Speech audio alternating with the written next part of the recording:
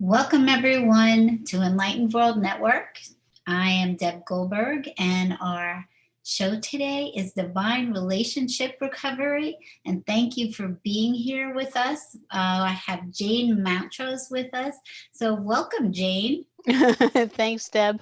I'm happy to be here. Well, I'm very happy to have you here too. Jane and I have done several shows together, and it's always a joy. She has a beautiful heart and wisdom to share with everyone, and we have a great show planned for you. But I want to tell you a little bit about Jane before we get started. Jane is a widely recognized pioneer and expert in the fields of life coaching and healing. She's a writer, minister, and trainer with 30 years of experience in spiritual development and powerful techniques for healing. Along with her husband Philip, Jane serves primarily as the founding director of Awakenings Institute, a nonprofit organization devoted to creating a more loving world where each individual's unique gifts are honored and nurtured. And so, Jane, I would also really love for you to talk about Awakenings Institute a little bit and let people know more about you and what you and Philip do. Oh, thank you. Yes, it's interesting. I was thinking as you were talking about it that we came to kind of I guess, the birth of Awakenings Institute in the same way that you come to this show, that it it came from the divine through us. That we actually reached a point in the 1990s where we transitioned from our kind of traditional or conventional professions into healing and started teaching programs and courses, and it was one of those things where one thing led to another, and just with the deepening, I guess, of our awareness of what we were doing and the enthusiasm we had and I think the appreciation we had for the students in our programs as being they were being people who were sharing love with the world through us. It evolved into a mission, and that's how Awakenings Institute came to us, with a mission of creating a more loving world where the gifts that each individual brings are honored and nurtured. Awakenings Institute, in essence, is a church, actually, formally. With the IRS, it's a church. It's a spiritual organization that we wanted to be organized as a church because we work with healers and feel that those who are doing spiritual work in many ways and many times can benefit from being ministers. So you can be a healing minister. There are many things that ministers do. And one of them is healing, which was at the time when we became ordained actually as ministers, that we did it primarily because we were healers and we wanted to have the protection of the division between church and state in the United States. So it's evolved from there and actually broadened out. Now we do a lot of trainings. We have within the Institute, we have about 40 ministers. So there's a lot happening with Awakenings Institute. And we still, over the years, I think our dedication to our mission just deepens, if anything. And it really is, to me, all of it is about love, in essence. That recognizing that the essence of who we are and what life is about is love. Well, I totally agree.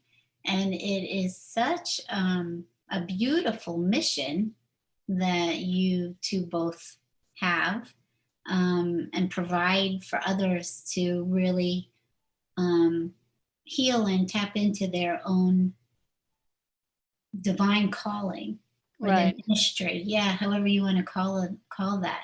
It is beautiful. So thank you for all that you do. And Thank you for all that you do. and it is awesome to have you here because I know that the two of us kind of parallel each other in what we think is really important, Right.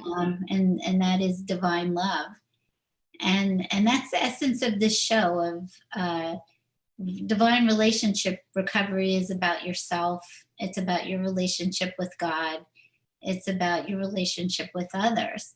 And it has morphed into a show where God is now dictating and giving me all the talking points for each show, which is just awesome because I don't really have to work at it. It's just given to me, and I'm actually then sharing and discussing what he wants all of us to be aware of. So today's topic is walking in kindness. And I thought, wow, that's a great topic for right now, too. It's so apropos based on what's going on in the world. Although we can say that often, but it feels that way right now, and that kindness would be something to work on. But I like the way that he describes this. So let's start off with the first couple of sentences that he gave me. And he said, what does it mean to walk in kindness? He said, it means understanding that you are walking in a state of grace all the time, whether you feel it or know it. And grace is provided for you as part of my covenant with you. There's a lot there. Every sentence or two, I'm like, oh my gosh, like that's a whole show you can talk about. Right. Yeah, it's beautiful. And to me, well, I think reading it, you gave me some of the notes beforehand. There is a question of what does grace mean? And I was thinking, to me, grace means that we have the connectedness with God and the support and protection and love of God. And that actually it's the interesting thing in society is that the illusion is that we are separate and alone. Mhm. And everything in our reality relates to that if we're separate and alone, that reality is our life is dangerous, and the idea of grace, that it transforms our perspective on what reality is about. Mhm. If we believe that we're here, and I think when I do healing personally, a lot of times, and I may not even express it to clients, I see them in the arms of God. Mm. It's like the healing, really the essence of healing is returning. It's actually, you could say, returning to that place of grace Mhm. where they understand that they are in the loving arms of God always. And the illusion is that we're separate. And it wasn't all that long ago for me that when I realized that, that actually we're always connected with God. It's just that we, in our heads, we somehow separate ourselves from understanding the truth, and we believe, and of course it is the mass belief in our society that we are separate. Mhm. Yeah. But it is, and that's really the essence of the whole experience, is returning to that place of understanding that there is no separation. Mhm. I love that. Everything you said is so beautiful and true. Uh, I, yeah, returning home to love, returning home to feeling your divine nature, who you are, what you came from, what you're part of, that is so much bigger than what we see in our physical experience. Uh, and grace, I know, walking in grace. It was just interesting that he used the two words together, that walking in kindness is the same as walking in grace, and having grace for other people and for yourself as we keep unfolding and expanding into more of a higher consciousness within ourselves, as we keep growing and returning back home. that's what you're talking. So when I look at, we're not really growing into something else. We are growing back into our divine nature, Right. Right. remembering. Right. Yeah, it's like there's the forgetting and then there's the remembering. Yeah, yeah. Right. And I And know it does. Oh, go ahead. that's okay. Go ahead. Just from what you were saying, you were talking about embracing our true identities, and I think that to me makes that connection between kindness and grace too, in that when we recognize that we're all magnificent spiritual beings, we're all equally loved and worthy of love, and we're all connected. So when we're in a state of grace, kindness is the natural order. Mhm. I mean, it really, it is, I don't know. I don't know what the word is. Um, it's almost the word that comes as a disgrace. It's kind of maybe that's the right word. It's a disgrace for us to behave in a way that's unkind to other people. Mhm. Yeah, it feels that way. Although everything that I have been taught is that everyone is innocent, even in their own disgrace. Right, right. It is, but it is a lack of grace. It is through a lack of grace and a lack of. It is through that illusion of separation that that happens, I think. Right, right. And so I think that happens is that we don't have that grace because we're not having a relationship with divine love. We're not having a relationship with God. I know for me, my in my own experience of awakening, I was taught grace from within because I didn't really have any for myself. And if you don't have it for yourself, it's really hard to have it for other people, or that it is not, it's a superficial sense of grace versus Right. really a heartfelt sense of grace. Yeah. Yeah. An intellectual idea rather than a true understanding. Yeah. Yeah. Or Yeah. feeling it from your heart space, where Hmm. rather than saying, well, I know that I should not be thinking that right now, so I'm going to be kind and whatever. But it's just more of a being in your heart space and allowing that gracefulness to flow up through you. um, Right. that is always inside of you. Right. So yeah, it is. Everyone is walking in grace, and my awakening was having to learn what that was. And it gets all kind of mixed in with the unconditional love and everything. But something I used to say to Jesus, I would say, I'm pretty dense at times. And he would be talking to me, and I'd be like, okay, um, how do you have the patience to do this? Jesus, how do you have the patience to sit here and go through this with me over and over and over again? And really, he was teaching me grace. He was teaching me what it means to be graceful and to learn how then to bring that into my own self. And it's a practice. It's a practice of learning how to stay present in that state of love, and then the grace flows through you. Hmm. Right. Mhm. And I think it is. I mean, both of us, I think we've talked about it. We both feel we have a direct connection with God, and I believe. Well, I know that we all have that.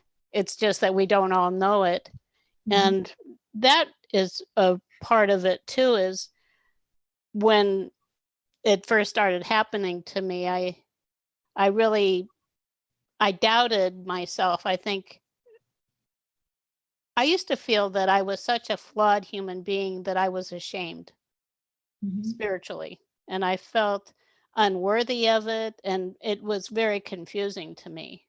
Mhm. Which it took some time for me to get over in that. And part of it was just kind of saying, well, throw caution to the wind, like, okay, he says he's God, I'll go with it. I mean, that's where it started. It was like, well, and you probably had some doubts about what you were listening to also. And it is only through time that it deepens into just it is just being part of. recognizing that's the truth, and Mhm. letting go of the illusion that we're separate. Mhm. And Yeah. I do understand that as also as a trainer, because we train people, and this is the essence of our training, really, is to come back to that state of wholeness and oneness. That um, it's a struggle for people, and I know with the pandemic also that people are struggling sometimes with feeling abandoned by God. Like, Mhm. how can this be happening to us Mhm. or to me? Their Mhm. specific circumstance. Why is God abandoning me? Sure. Yeah. I'm sure lots of people ask that question for so many different situations that we find ourselves in. Right. Yeah. But yes, when I totally agree. That is actually what I'm here to do, is to teach people that there's a direct connection to God, and to help them connect to that. And when I experienced that as well, I went through the same thing as you did. I didn't feel worthy of it. I didn't understand it. I really didn't understand what God was until I spent enough time with God to understand what God is. And still, God is so expansive that I probably will never understand the extent of what that is. But I do know the goodness of God, and that it is scary because we've all heard so many awful things about what God might be from different types of Right. programming that are out Right. there. And then the ego's playing a role in you believing that you are not worthy. And so that plays a role in actually keeping you from connecting. and Right. and but when you're committed to this path, and you want to connect, you keep going back in, and you keep going back in, and you keep going back in, and then your relationship just deepens and deepens and deepens Right. over time, and it unfolds into an amazing mutual relationship. Right. Yeah. Yeah. That's what I found too, and it is. I think we just have to be honest about where we are with it too. I think I talk about it very lightly in a way now. It's like Mhm. when I started, it was really. I had guidance I connected with before God came around, and I had a name for my guide. I was completely satisfied with it. This has been going on for years. Everything was stable, and then all of a sudden, my guide, who I had, wasn't there anymore. Mhm. And I went through several different stages before finally I came to the voice being God. But I realized when it did happen, and I think you've suggested this too, you can tell me, I had to confront the word. Mhm. Like I couldn't, I I was given God as as the word, not that, it's not the universe or this, whatever. it's it's God. Mhm. And that was something for me to really understand too, that God was telling me that I had to understand who I was talking to, and not try to make it into, some other thing that kind of suited me at the time. Mhm. And I remember you mentioning something about that. Yeah. When you're ready to connect to divine love, it will show up in whatever you will accept. And so we go through stages, and for some people, um, it will show up as some kind of spirit guide, or a person who's passed on, an angel, Right. saints, all different animals. Uh, Relatives. yeah. So it will show up as that, because that's where you are in feeling comfortable with that connection. Right.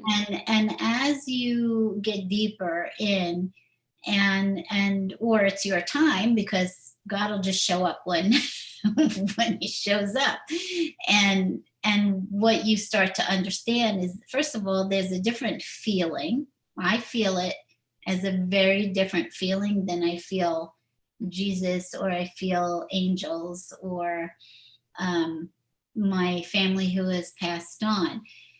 So it is important to understand this. It's a process that's happening within you. But it is only God, it is only consciousness that is showing up in these other images as a way for you to finally connect home. And so it's like little pieces pulling you back in as you are more and more comfortable, until you understand there's only one. There's only one energy. It's consciousness. It's divine love, and that's what we're calling God. And God will answer to any name you want to give God. God will answer to any name, because that's what grace is. It's all about you and how your comfortability is, because it's gentle. Divine love is gentle, even when it's knocking on your door and it wants you to open up and have some conversations and start connecting back to home. It's still gentle. Mm-hmm. Yeah. Yeah. And for me, doing healing, it's been, well, I guess the word grace comes to me with that it is, I feel like I'm in a state of grace with the healing too. And I can just see people, like I said, I see people just going into the arms of God. Mm-hmm. And I just think it's the most beautiful thing imaginable. It is. It is, and that's what I do too, as I'm working with people, and to actually start to feel divine love is something you can't express, and you don't feel it anyplace else outside of you. It's all inside of you, and Mm-hmm. so, to experience that is probably one of my number one things, is helping people experience divine love wherever they will start in their connection, so that they can just keep moving forward into whatever, until they understand that there's a deeper place to go from where Right. they are. There's always a deeper place to go. Mm-hmm. So It's a struggle too. I thinking about it today, I was thinking of my childhood, which was my father was an alcoholic and pretty kind of negative guy. and then I had an older brother they were both large men, and then there was my mother and me, the smaller and of course the fragile sex. And it was like a battleground. Communication was like a battleground. Mhm. And as a result, by the time I was an adult, I became very quiet. And I I had a lot of distrust of people, because in the way I was raised, you just never knew when someone was going to attack you, whether it was not necessarily, maybe physically. In my case, it was more emotionally, but I just never knew when that was coming. So looking at anybody, I would always be in that state of alertness. Mhm. Um, which, and then I mentioning going back to feeling flawed, as I said, I think there is a connection there. And what it takes me to, going around a little bit, is the statement from the Bible, judge not lest ye be judged, which to me has always been very meaningful too, because we judge others as maybe being dangerous because we are judging ourselves. Mhm. And something I found actually that was very helpful for me in, I guess, releasing that and being able to increase my sense of connectedness with other people, was just looking at people and seeing beauty in each person. And it doesn't have to be like, oh, that's the most beautiful person. Like, what is something you see in that person, any person, that you can appreciate, Mhm. and then maybe even share it with them. Mhm. And I started even sharing with people on the street, and I would just feel like, like, oh, you look so cheerful today, just say whatever. And it always would make me feel so good. Mhm. And I think that for anyone who's kind of struggling with that of coming out of their shell, I think that's a wonderful way. For me, that really helped. Mhm. And when you do that, the more you do that, I think the more it just becomes part of your nature. It's like you look at people and you see the beauty in them. Mhm. And that is, that's recognizing really the divinity in one another, which is where it all goes. Yeah, that's beautiful. It is beautiful.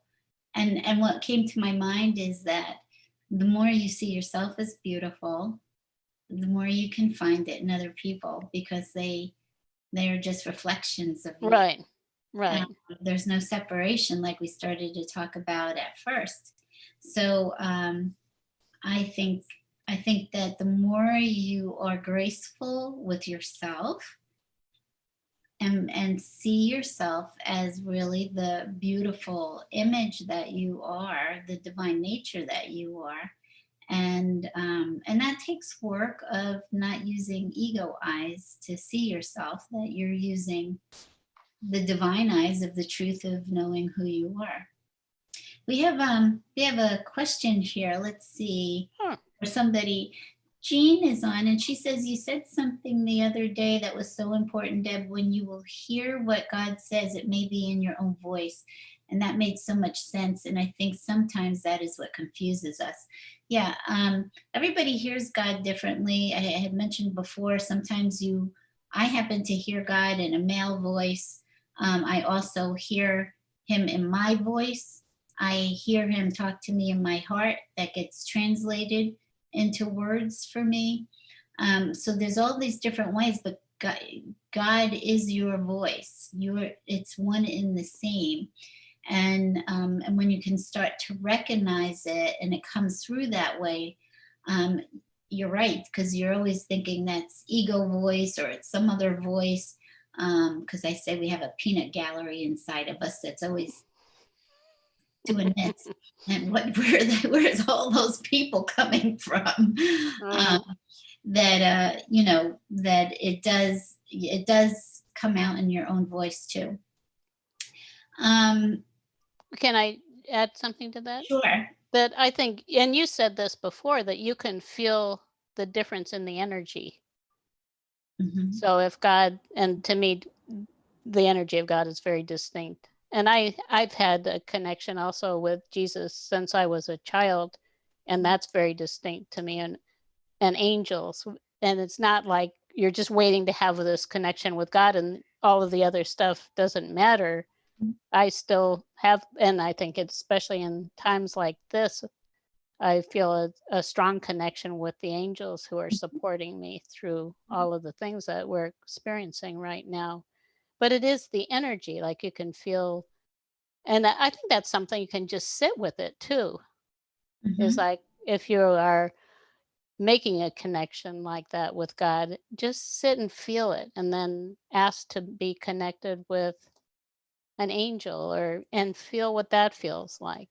Because it I think that as we learn to really understand how and learn to perceive energy, that actually when I started doing healing work, that was one of the things that really changed everything for me, because I was an architect. I was, very left brain, logical mind.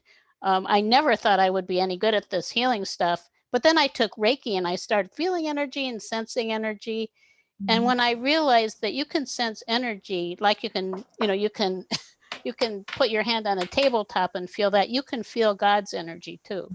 And it has a very distinct characteristic to it.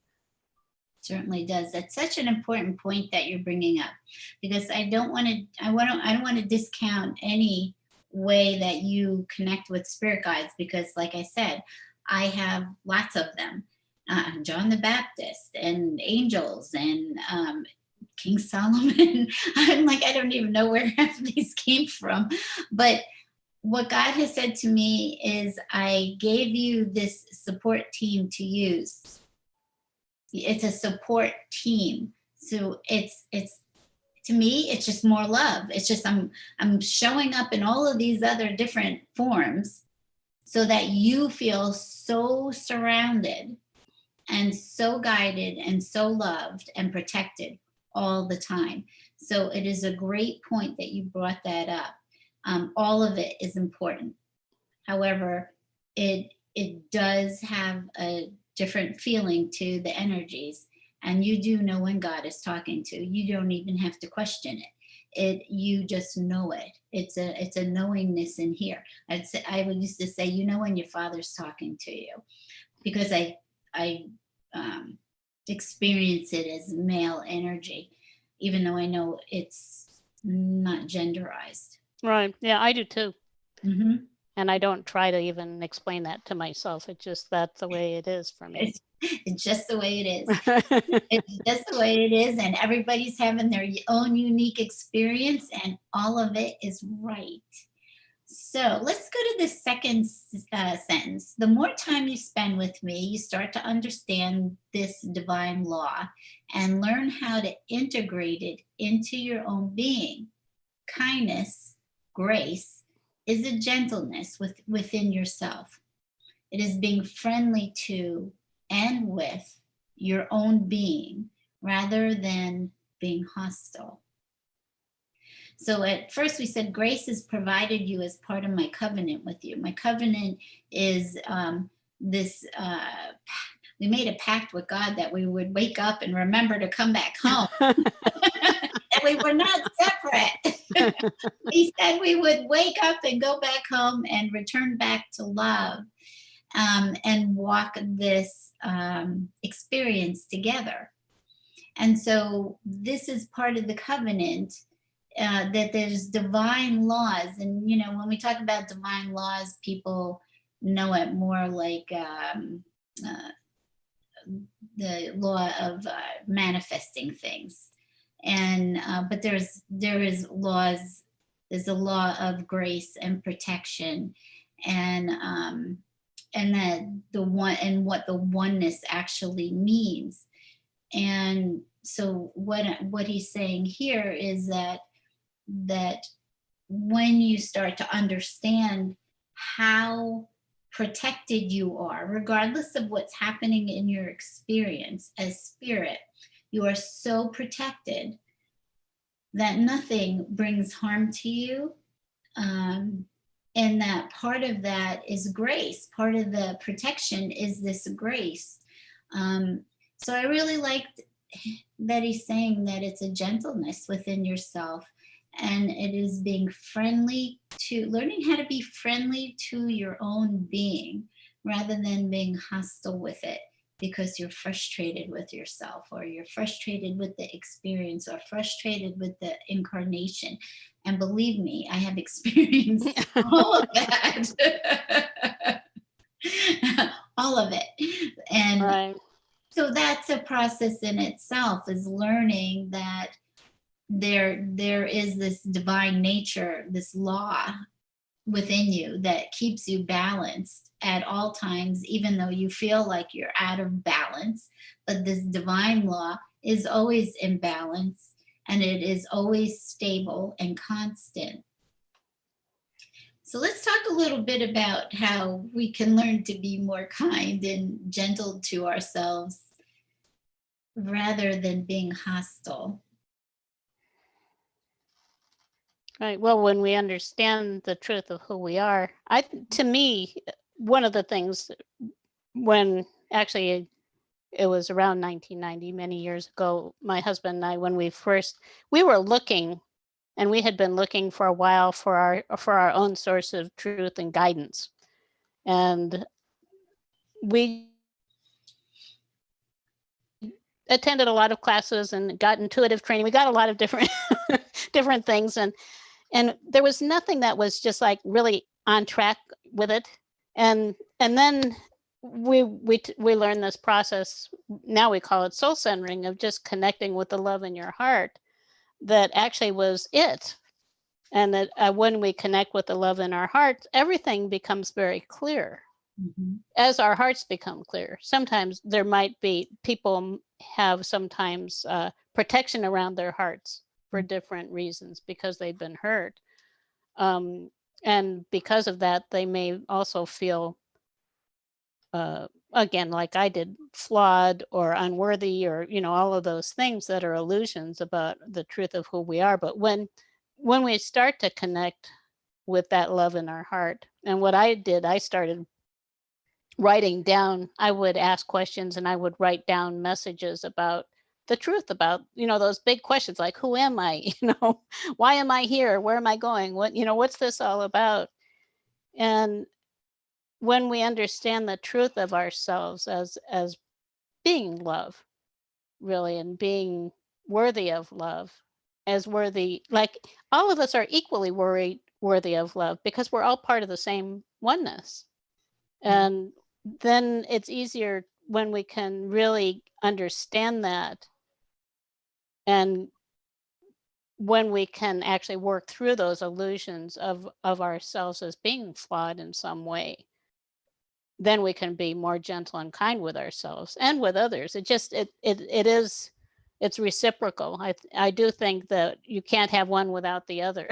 Mhm. Right, there's always the process of receiving and giving going on outside, because it's with everything, because all we are doing is projecting our consciousness outside of ourselves. So as we become more loving and giving, we're going to get more of that back. You're going to see that more in your surroundings Your reality, right? and your reality. Yeah, so as you keep shifting, and really you're shifting out of a false self into your divine nature back in.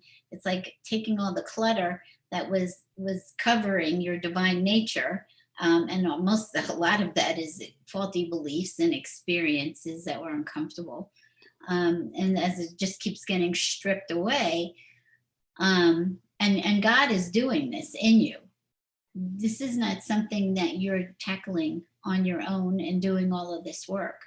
It is being done. It's an inside job. It's being done within you. uh, and I know for me, it took me years to learn how to be kind to myself. But I don't know, I still work on learning how to get less frustrated with myself, and it's so much better than it ever was. Hmm. But I probably took me about 4 years of spending so much time with God and Jesus, of actually them role modeling it and giving it to me, and then me being able to adapt it, to take it in, and then really use it on myself. And that's what the process was for me. Somebody had asked if I was a child of an alcoholic, and no, I wasn't. But I had lots of dysfunction and trauma in my growing up. So anytime you have trauma, and that could be of anything, you will get affected in certain ways. Just patterns develop as protection, coping mechanisms to deal with your life as a child. And so that's what we're undoing. That's what God's undoing. God's saying, you don't need this stuff anymore. Get rid of it. I'm here. I'm always here. And the grace is always here for you, no matter what you're doing in every moment of the day, no matter what you're thinking. Because, a lot of times you go through a process of getting upset at what you're thinking in your mind, that it's negative or it's not nice. But there is grace held for you in every single moment, no matter what your thoughts, your actions are, your feelings. Um, and so I think it is really important to remember that. And that is what he's talking about, is that when you really start to understand this protection and what really unconditional love is, it starts to allow you to free yourself some more. Right. Right. And I think, to me, the way I see the journey is, we come down. It's kind of like you come down from the higher realms in a spaceship, and when a spaceship enters the atmosphere, it's like it's really difficult and pieces fall off, you know. So it's like that with us as we have these difficult experiences, pieces of the self become disconnected from our wholeness. Mhm. So you were talking earlier about like there's a this whole audience of pieces of ourselves. Mhm. To me, the way I understand that in the healing, the way that we do it is that those parts have become disconnected from our wholeness. Mhm. So the parts you could say are the ego, and the ego does transform too. It's the wounded, they're wounded. Mhm. And the reason that they can't understand is because they're disconnected. Mhm. So the way that I look at it is what we need to do is Mhm. reconnect them. So like the wounded inner child Yes. is, and there's more than one of them often in us. Mhm. Those are parts of the self who through wounding have become disconnected from our truth. Mhm. And a lot of times it's interesting, what they need most is love. I mean, Mhm. you can hug that child and it just melts back into you. Mhm. And it just, and different parts of the self are the same way, that they all become part of the whole again. Mhm. So, Yeah. so I think we can't intervene with healing processes too that can be very effective. And because of that, also the healing energy that we use in our work is spiritual energy. Mhm. It is that energy of connectedness Yes. that brings those pieces back into your wholeness. Mhm. And I think, as you suggested, the more you do that, and it does take time, the more you feel comfortable, you can just be yourself, Mhm. be in your body in the moment. Right. And from the time Philip and I, my husband and I, we met really ages us, many, many decades ago in a spiritual organization. And the goal of the organization was the main goal was to be in the present moment, which is a great goal. To me, it still is to be in the present moment because we want to be present to our lives.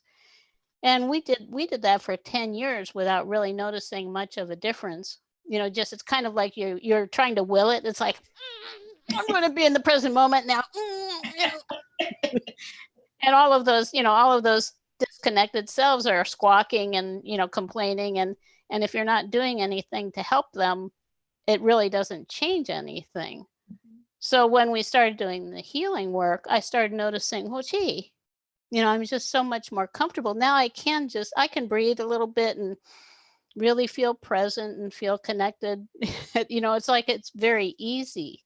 Mhm. And I think that's what we're aiming for. And wherever a person is, if you're feeling that sense of separation, part of you has been wounded that needs to be brought back into your wholeness. And Mhm. it is through kindness also that happens. Yeah. That's such great points. We are, actually, I'm going to be doing a workshop on a masterclass Saturday on healing the wounded child. We're just getting started, um, because I found that I have a whole softball team worth of girls, parts of me that needed to be integrated, be healed and integrated back into my wholeness. And it is us that actually created this separation within ourselves. It is our own self that did all of this self rejection, and so it is up to us to bring these parts back to ourselves. Because all that was there was the divine nature. And as we experienced life, it was just like we fragmented ourselves all over the Right. place, to as a way of trying to cope with ourselves, with our experience. And so it's time to bring all of those parts back because they're all necessary. They're all it's part of your wholeness, of Right. your fullness of what what you were before you created all of this separation within yourself. So it's a magnificent journey, and you really have to want to do the work. You have to want to reclaim these parts of you that are, and they're acting up all the time, and they're sabotaging your life, because they need to be healed and they want your attention, we've learned not to pay attention to these parts of ourselves. And so I had lived in um, denial and numbness for so long that I didn't realize I needed to integrate all of these parts that were wounded. So it is an amazing healing process when you do this, and you have to do it with divine love, because that's the only way it really gets healed. So Right. I want to move along a little more, because I think we have a couple more things on here. Oh, okay. Okay. So the next part is the way we cultivate a harmonious environment within our whole complex self is by adapting to the grace that is always provided for you. And this happens when you trust and deeply understand divine unconditional love. And that's really what we're talking about, is creating a harmonious environment for all your aspects to come back together. Right. Right. In one of the techniques that we do is you have a meeting with different parts of the self, Mhm. and then within the meeting, the different parts can all express themselves. And within the meeting is that you could, it's however a person, that guiding part, that soulful part of you that actually can be the guide for all the other parts. And it really is allowing that part to be present and talk to them and tell them what the truth is, because it is interesting, because all of the parts of ourselves believe that they're doing the best they can for the whole. So a part that's acting out, that's belligerent, that even a deeply wounded part that might become violent in a person, that part is doing what it believes is best, Mhm. and it just is, it in many ways, misguided. So the more we can connect, I think, through the love in our hearts with the truth, the more we can start to bring those parts back in and realize that I was, our discussion has made me think also of divine order. Mhm. It is understanding that everything's happening for a reason and for our very best, even if we can't see it in the moment. You're talking about things being harmonious, and I agree. Things, what I've noticed in for us is that over the years, our immediate kind of lives have become more and more harmonious. The place we live, the people who were around us. We used to receive a lot more criticism than we do now. And I attribute it to that we're just in a much more harmonious space, and we don't attract that same kind of really belligerence and meanness. There are a lot of people, and we also I guess we don't pay as much attention to it. But I've looked back over my life, and I feel like even the things that I didn't think were in my best interest were. And Mhm. there are challenges. My brother died, and that was a huge challenge, my only brother, and he was an alcoholic too. Mhm. And looking back, I know in my own being, I know that it was the right thing for him. He was just he had no other reason to live at the time other than wanting more alcohol. And that was just not enough. So I can understand that. And I also can understand that having to confront that loss really strengthened me in a way that I needed that strength. Mhm. And so those things that are challenging, we have to see that those are divine too. Mhm. That it's not always just fun and games. And when those big challenges come, we have to allow ourselves to go through them and do it without kicking and screaming. The more we kick and scream and resist what's happening, the worse it is. certainly is. It's beautiful sharing, Jane. That is uh, always understanding that there's a divine order going on and that your life is perfectly guided and written. The whole world is. Uh, and knowing that you can keep trusting even though things don't make sense.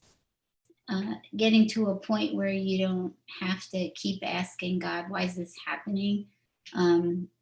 Just knowing that all is well, even though everything looks upside down, Mm-hmm.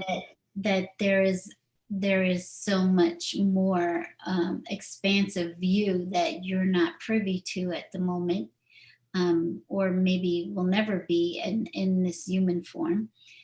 And then it is really deeply trusting, and that's what the last sentence was, is this happens when you trust and deeply understand divine unconditional love.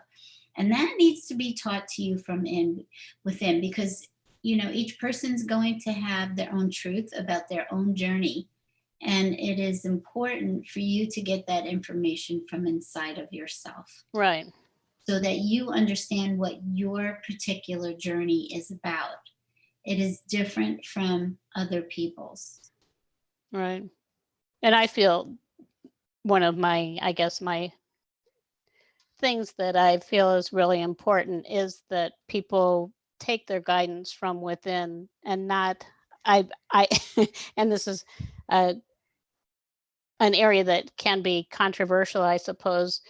There are many, I'm sure, gifted psychics out there and people who help to guide people, but hearing something about yourself, like, well, the psychic told me, and we have people tell me, well, this psychic told me I had a past life here and this happened, and that, really I'm this kind of a person. And I hear it and I can just, it's a bunch of words that are going through. And I avoid doing, going, I guess, taking that step beyond um, guiding people to the point of them if they're asking me for their truth, I won't provide it because we have to provide it to ourselves. Mhm. I don't know if that makes sense to you, but and that happened actually in our class just recently, one of our programs where I was talking with a student, and we were using muscle testing, kinesiology to access different information for the purpose of healing. And she wanted me to access information to find out if it was right for her to pursue a certain kind of a relationship with another person, that she was conflicted herself and she wanted me to tell her, Mhm. through my guidance, what was the right thing for her to do, and I refused. Mhm. Yeah. And I feel that it's just something that I feel is really important because you can feel the difference, like you were saying. And I think everybody knows that too. If you know it in your own heart, Mhm. why is it that that's such a common phrase? Follow your heart. You Mhm. know in your own heart what's right. And Right. if someone is saying something about you to you that you're not certain of, let it be. But, don't feel like you have to follow something just because someone else tells you like they're the authority and they know better. Mhm. It's so amazing. That's amazing wisdom. Nobody knows better than you do. You have your own guru inside. God's living inside of you. If you have Right. a question, you go inside and ask, and then wait to listen and wait. Be patient. It will come to you. And I could give you an example of, at one point after I had woken up and I started learning about the Akashic records, right? And I said, "Ooh, I would like to learn some more. I want to know about that part, other parts of my experience." And Jesus said, "No, I don't want you to do that." And he explained to me, he said, "I will show you what all you need to know." And so he probably showed me, I don't know, 4 or 5 vignettes of stories of past life. And this is all you need to know. And I don't want you getting distracted by it. and because it will. I don't want you getting lost in thinking about our experiences and whatever. And so for me, that was not the right thing for me to do, but I wouldn't have known that. But something inside of me is going, oh, this is interesting, I'm going to go check it out. And he's saying, no, that's not for you. So Hmm. this is why you go inside and you learn what is your path supposed to be. Right. Yeah, and I think I feel that I believe that too, and I think it's interesting. The way I say it, it's like we receive on a need to know basis, Mhm. and Yeah. some things we just don't need to know, and I let it go. Uh-huh. To me, it's like I don't need to know everything about everything, and I can't. Mhm. I'm here to be present and to realize my purpose and fulfill our mission and enjoy life, and I there are some things that I've found out about my past and some things I haven't, Mhm. and that's okay. Right. And then you find out it's all an illusion anyway, and that none of it, you're Right. playing around in a field that doesn't even exist. And instead of just saying, okay, I'm here, I need to be present. What is it? What is my next step? In and not getting stuck in all the bling out there, all the bling Right. wants to pull you inside, out of the inside. Right. So here's the last paragraph. As you develop the ability to integrate kindness into your own being, then it becomes more of a state of being versus an action, and easily shared with others. So it'd be rather than a forced kindness because that is what you think you should be. Your kindness is more genuine and authentic because your vibration has shifted into a kinder you, into your divine nature. So grace is always holding you as you learn how to believe, feel, and embody it. Grace is part of your divine nature. Grace is kindness, gentleness, compassion, and forgiveness. It's a lot in that. Yeah, that's beautiful. Um yeah, I think, well, it is part of the journey to be kind to ourselves. Mhm. Such an important part. And it's interesting because it also is a choice, which is interesting because we have a power in our intention. Like if we intend to live and create a reality within us and around us that is characterized by kindness, then I think even the mind goes to work to make that happen too. So it made me think, and I don't know if I'm off track here, but made me think. I read this book one time. It was called what's it is? Choosing Easy World, and it is like choosing to live in a world where everything is easy. Mhm. And I started also. I guess I had my own variation on it that I want to live with joy and ease, Mhm. and I confirm that in my own mind that is my intention to live with joy and ease and you could say kindness. It all, to me it's all one thing because really it's all just different aspects of love, different ways we can connect with the energy of love. um and it is eventually in the end it then you're in a flow with the divine. That would be the way I would describe it. Your presence, the reason you want to be present is you want to be in the flow with the divine because that is where truth is. And that's the way that life becomes easy and just in that gentle flow. I totally agree. I totally agree. I ask for that as well. My intention is for joy and ease and grace. Um, so this is a process, and earlier on, what God mentioned was not to be hostile with yourself, is not to be forceful. It's learning to have grace and kindness and gentleness as you're growing and learning. And I had mentioned before also that that was difficult for me because I was so used to putting a hammer to myself. And Mm-hmm. this is, I'm going to force myself to learn this or to do this or to transform this or and you can't do it that way. I'm trying to save you from, if you're anything like me, I'm trying to save you from going down that path.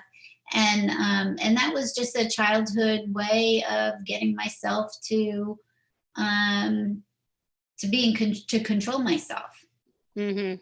and that needed to be shifted. So you can set intentions to be kind while you're in the process of allowing all of the spiritual wisdom and the connection to keep transforming you until you start to feel that that is more of your nature than it is that I have to set an intention for it. That it just will take over as you become more Mm-hmm. of your true nature. Right. Right. You could say from, and it is the difference we call it sometimes the difference between knowledge and being.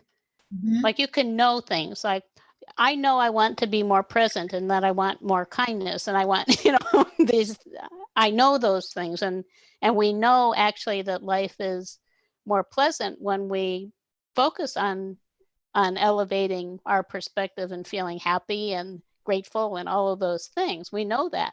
But actually being that is a different thing.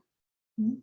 And it's aiming the more we aim for it and find ways to be in that place, the more it does become part of our being to the point where then it just is more not always automatic, but much more automatic. Mhm. And it's like returning, you could say, to that centered place, centered in the truth of who we are, becomes much easier and faster. You don't get lost, how sometimes you think, well, gee, you know, I was lost in this, whatever, this momentum for days. Well, it the time becomes shorter Mhm. to the point, and then you remember, and it's like, okay, I'm going to just bring myself back here in my body in the moment and return to this state of wholeness again. Yeah. Beautifully said. Thank you. Yeah, sometimes I'm not sure if I'm exactly on topic with but I mean all of this is very kind of well, it's all connected, so maybe it doesn't matter really. No, it was on topic. It was beautiful. Oh, And thank you. it's saying the same thing is that um as you go through this transformation process, it's being kind to yourself, having grace for yourself, Right. and knowing that you're being transformed every moment of the day, whether you recognize it or not. And that the more you connect in to divine love, as that's a go-to all day long as much as you can, Mhm. it will change your life in unimaginable ways. It will change the way you feel. You will start to have the joy that you have been searching for because you keep tapping into it. It's a magnificent process. And Right. Yeah, I'm I agree. grateful to be awake and understanding it. So we are out of time.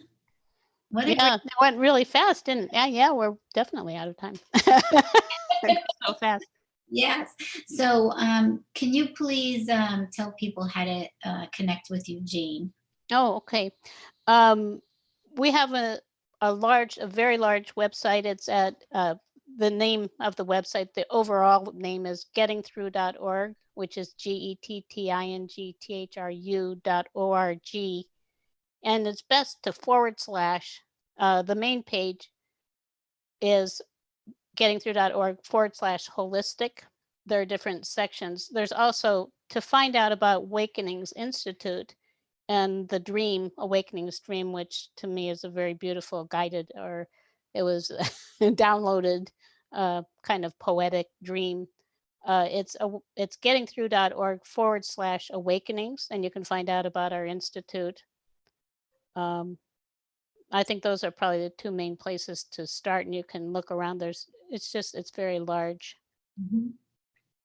And then you also have a video cast on Enlightened World Network on Sundays at, is it 4:30? Yes, 4:30 p.m. Pacific. And this week, actually, we're going to be talking about divine order, my husband Philip and I. So people might want to connect with us there. And we certainly appreciate having people join us. That would be wonderful. So thank you. Oh, you're very welcome. Thank you for being here. I'm sure we'll be together again. Yes. Something, it's very enjoyable. And I want to thank all our listeners for hanging with us and all your beautiful comments. And we're so grateful to have you here and helping us make this show possible. Also, Saturday, I just wanted to remind people that I'll be doing my masterclass at 2 o'clock p.m. Eastern on Saturday, July 18th. And it will be on healing the wounded child. So if you would like to join me, I'd love to have you.